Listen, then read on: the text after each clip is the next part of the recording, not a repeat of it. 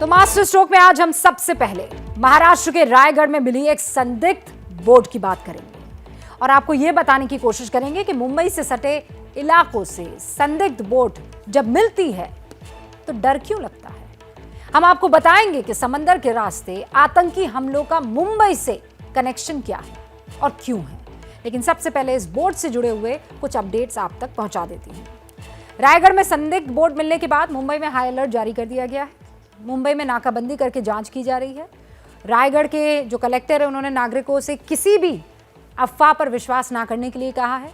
लोगों से किसी भी संदिग्ध गतिविधि पर तुरंत पुलिस को जानकारी देने की अपील की गई है। इस बीच महाराष्ट्र एटीएस के चीफ ने रायगढ़ जाकर हथियारों का मुआयना किया है। एनआईए की टीम भी रायगढ़ जाकर जांच करेगी। उधर सरकार ने भी टेरर एंगल को रूल आउट नहीं किया है। केंद्रीय गृह मंत्रालय ने भी महाराष्ट्र से इस पूरे मसले पर जानकारी मांगी है। अब जरा नक्शे के जरिए ये समझिए कि ये संदिग्ध बोट मिली कहाँ। ये आपके सामने नक्शा है। ये बोट महाराष्ट्र के रायगढ़ जिले के एक बीच पर मिली जिसका नाम है हरिहरेश्वर बीच। यहाँ से मुंबई की दूरी करीब 200 किलोमीटर है।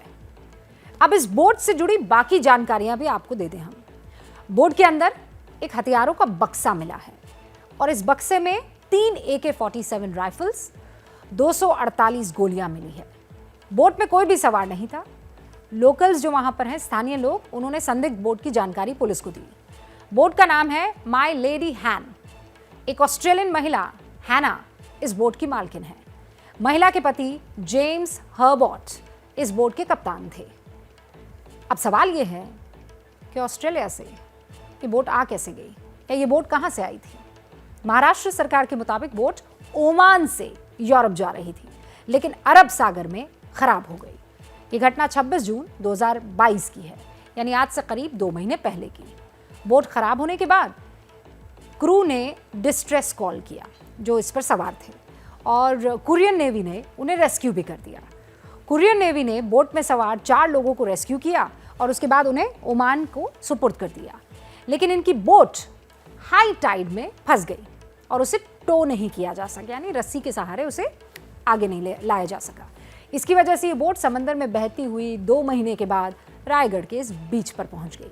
महाराष्ट्र सरकार के मुताबिक अभी टेरर एंगल की कोई पुष्टि नहीं हुई है, लेकिन सवाल यह है कि इस बोट में हथियार कहां से मिले। जानकारी यह है कि इस बोट को लंदन की कंपनी नेपच्यून P2P ग्रुप ने सुरक्षा प्रदान की थी और ये हथियार उन्हीं के हो सकते हैं क्योंकि हथियारों के बक्से के ऊपर नेपच्यून मैरीटाइम सिक्योरिटी का एक स्टिकर लगा हुआ है।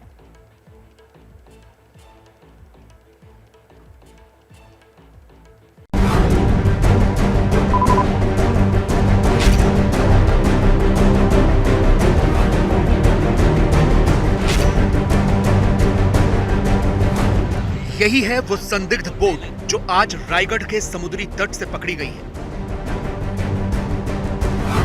हालांकि इस बोट में इन हथियारों के अलावा कोई सवार नहीं था, लेकिन बोट मिलने से ही मुंबई दहशत में आ गई है। टेरर एंगल के संदर्भ में अभी कोई पुष्टि नहीं मिली है।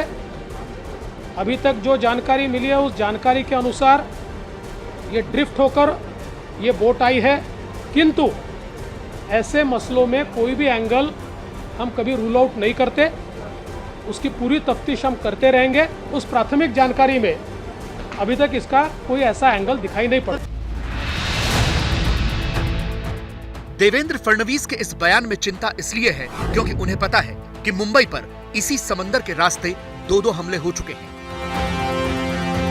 मुंबई पर मार्च 1993 में पहला हमला हुआ था जिसमें 12 सीरियल ब्लास्ट में 257 लोगों की मौत हुई और 713 लोग घायल हुए। इन धमाकों की साजिश में समुद्र की एक बड़ी भूमिका है क्योंकि इसी समंदर के रास्ते से विस्फोटक और हथियार लाए गए थे। और 2008 में जब पाकिस्तानी आतंकियों ने मुंबई पर हमला किया तो वो आतंकी भी समंदर के रास्ते ही आए थे।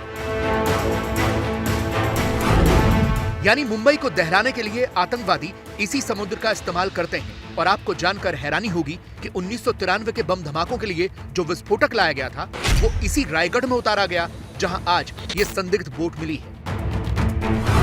मुंबई के पूर्व पुलिस कमिश्नर और 1993 सीरियल बम ब्लास्ट के जांच अधिकारी राकेश मारिया की किताब लेट मी से इट नाउ का जिक्र करना बहुत जरूरी है। इस किताब में राकेश मारिया ने इन बम धमाकों की साजिश के बारे में बहुत कुछ लिखा है। दाऊद इब्राहिम और टाइगर मेमन ने धमाकों की साजिश दुबई में बैठकर रची थी। किताब में लिखा है, दुबई में साजिशकर्ताओं ने हमले की विस्तृत योजना बनाने के लिए मीटिंग्स की और उनमें कुछ पाकिस्तानियों ने भी हिस्सा लिया। टाइगर और मोहम्मद डोसा ने आईएसआई द्वारा भेजे गए हथियारों और विस्फोटकों को भारतीय समुद्री तट में सुरक्षित उतारने की जिम्मेदारी ली। इसके बाद इन हथियारों और विस्फोटकों को बॉम्बे तक ट्रांसपोर्ट भी करना था।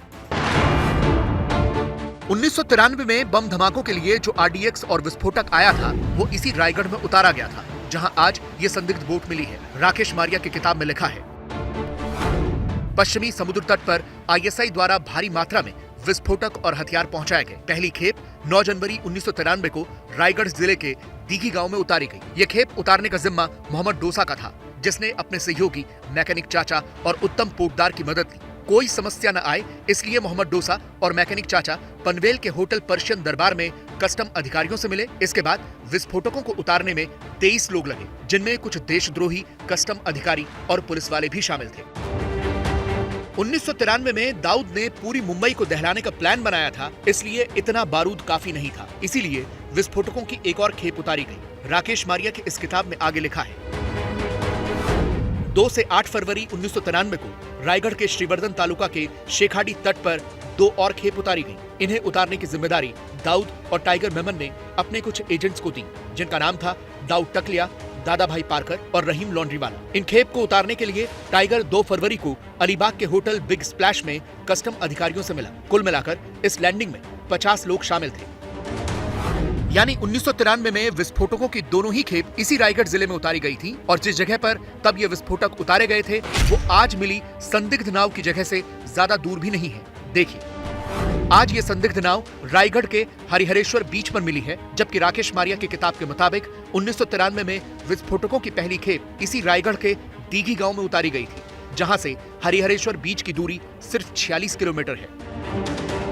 इसी तरह से 1993 में विस्फोटकों की दूसरी खेप रायगढ़ के शेखाड़ी तट पर उतारी गई थी और वहां से हरिहरेश्वर बीच सिर्फ 32 किलोमीटर दूर है। यानी ये साफ है कि ये पूरा इलाका हथियारों या विस्फोटकों की सप्लाई का एक रूट रहा है।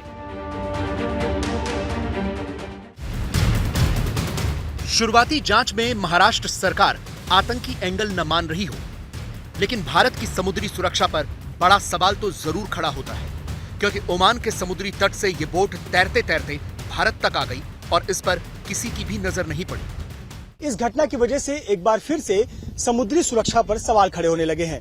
ये सवाल इसलिए खड़े होने लगे हैं क्योंकि इसके पहले भी देश में 2 बड़ी घटनाएं समुद्र के रास्ते से आए हुए आतंकियों द्वारा की गई हैं। सुरक्षा की जिम्मेदारी 3 लेयर की है, यानी कि पहला लेयर आता है स्टेट मरीन पुलिस का। राज्य की जो मरीन पुलिस होती है उसकी जिम्मेदारी होती है वो 12 नॉटिकल माइल यानी करीब 22 किलोमीटर तक की दूरी तक निगरानी रखती है। इस 12 नॉटिकल माइल के बाद दायरा आ जाता है इंडियन कोस्ट गार्ड का, भारतीय तटरक्षक दल का, जो कि 12 नॉटिकल माइल से लेकर 200 नॉटिकल माइल यानी 22 किलोमीटर से लेकर 370 किलोमीटर तक भारतीय तटरक्षक दल सुरक्षा और निगरानी का काम करते हैं, साथ ही साथ रेस्क्यू का काम करते हैं। और फिर नंबर आता है इंडियन नेवी का यानी भारतीय नौसेना का, जिसका दायरा है 370 किलोमीटर से अधिक यानी 200 नॉटिकल माइल से अधिक की दूरी, बाहर की दूरी पर इंडियन नेवी सर्च और रेस्क्यू का काम करती है, साथ ही साथ अपने ऑपरेशंस को अंजाम देती है। 2008 में भी भारत की मैरीटाइम यानी समंदर की सुरक्षा पर सवाल उठे थे, क्योंकि तब 10 पाकिस्तानी आतंकी कराची से चलकर मुंबई पहुंच गए थे और वो भी इसी 3 तरह की सिक्योरिटी लेयर को पार करके आए थे। इन हमलों को भी 14 साल हो गए हैं और तब से लगातार भारत की समुद्री सुरक्षा को मजबूत करने के लिए सरकारें काम कर रही हैं। लेकिन उसके बावजूद एक संदिग्ध बोट ओमान से चलकर मुंबई तक आ जाती है और रास्ते में उसे कोई नहीं पकड़ता। ये बहुत गंभीर मामला है। लेकिन शुक्र इस बात का है कि कहां से आई थी, कैसे आ गई, ये सब पता लग गया, वरना आप जानते हैं खौफ खतरनाक होता है। क्या मजबूरी है मेरी, बताइए। मैं अभी आपको बताती हूँ कि मैंने ओए होए होए होए नमकीन के चटकारे लेते हुए टकटकी मार के डिबेट शो को पॉज रिपीट कर करके देख रहे हैं जोगिंदर जी। इनकी तरह आप भी देखें अपनी फेवरेट डिबेट्स को रिपीट कर और डाउनलोड कीजिए एबीपी लाइव ऐप अपने स्मार्ट टीवी पर।